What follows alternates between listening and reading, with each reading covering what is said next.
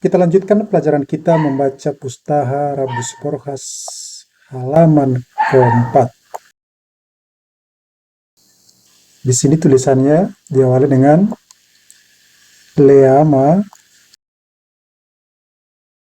na morjaga-jaga di lapian. Di sini ada tulisan dari surat I ditambah na. Kita lihat baris berikutnya. Nah, di sini ada no dan pangolat. Artinya inon asa dimangsihon ko ma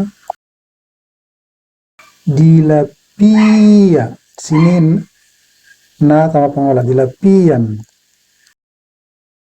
Ni ibeberem inon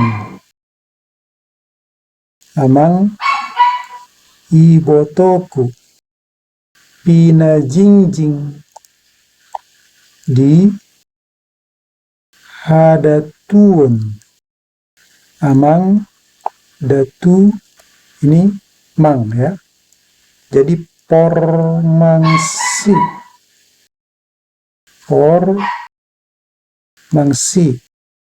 datu pangaragu datu por manuk datu di sini ada pa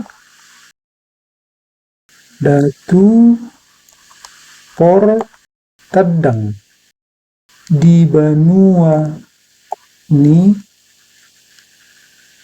halak amang guru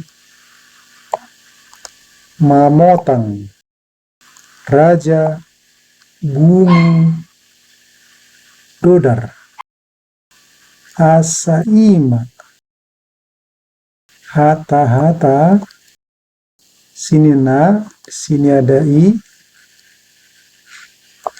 ni Rabu Sporhas mainon ale datu tongon guruta na di borngani, mungkin ini menulis borngin ya, borngani mangarapa batu na diborngin asa rodi ho ale di sini saaru. Kalau ada pangolat itu sahur, tapi di sini tidak ada pangolat ya. Perhatikan di sini, mungkin ada di sini pangolat, jadi kita baca sahur.